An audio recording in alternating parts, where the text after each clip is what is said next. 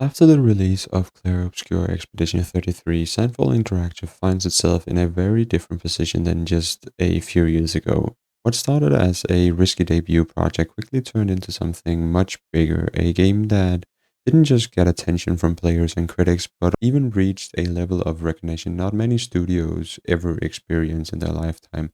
And that kind of success changes things.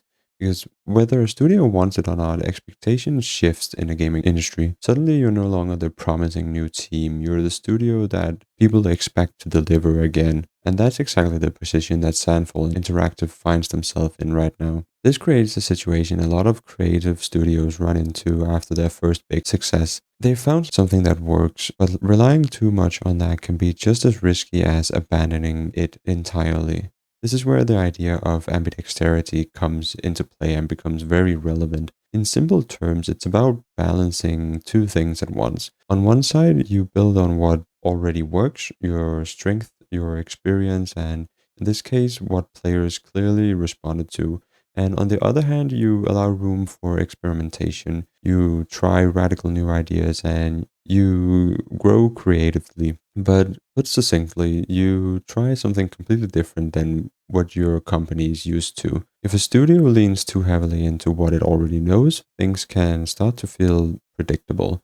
But if it tries to reinvent everything, it risks losing the identity that made people care about it in the first place. So the real challenge isn't about choosing one or the other of these two paths to take, but it's rather about finding the balance between these two. And that balance isn't just creative, it's also organizational. As the studio grows, coordination becomes more complex, teams get larger, and decisions take longer. Maintaining that same level of creative clarity while scaling up is one of the hardest challenges studios face after an early success. Now, Clair Obscur already hints at this balance. The game was widely praised for its atmosphere, world building, and strong visual identity, elements that clearly resonated with players and helped define what Sandfall Interactive does well.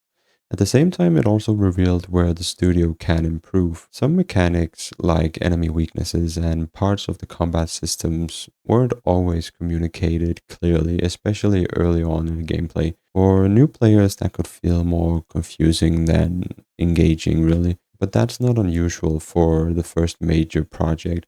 These kinds of issues often only become visible once real players interact with the game at scale.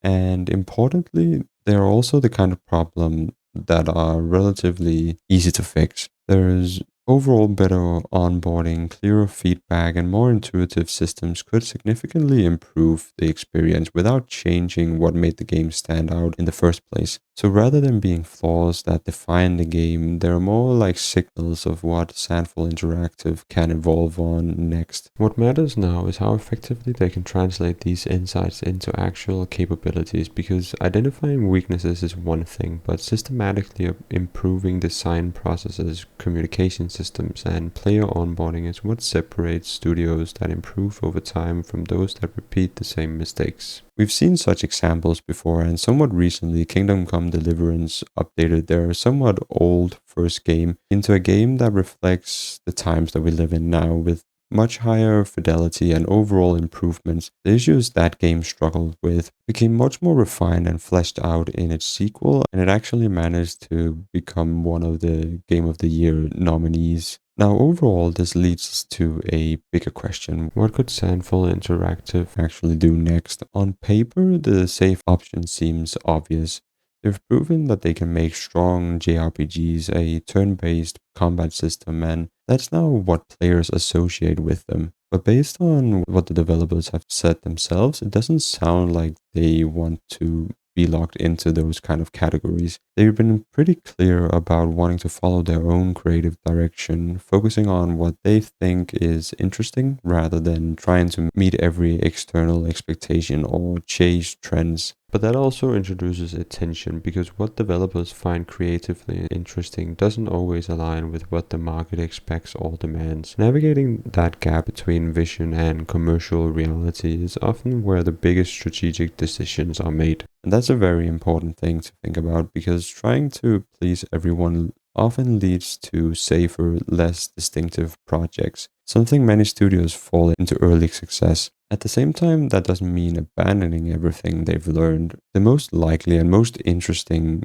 outcome is a mix of both, building on their strength like storytelling, atmosphere, and visual identity, while experimenting with new ideas, new structures, or even a completely new genre altogether. So, how they combine those elements in practice, whether through gameplay systems, progression design, or overall structure, will likely determine how different their next project actually feels.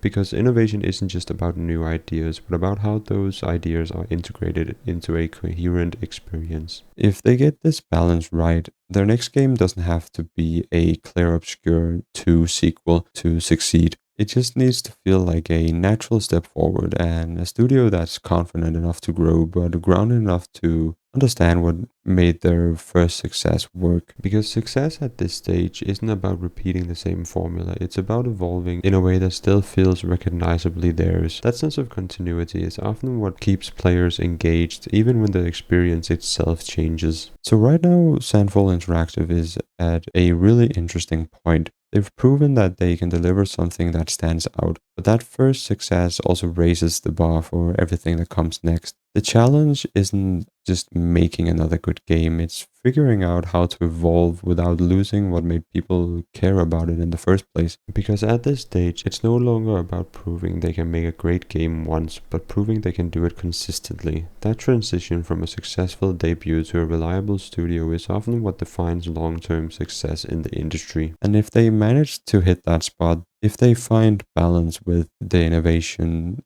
then their next project might not just meet expectations, it could redefine what people expect from them entirely. Anyway, that's going to do it for me. If you have any theories, I would love to hear them. So write a comment and I'll have a read at them. What do you think that their next game could be? Anyway, take care, everyone.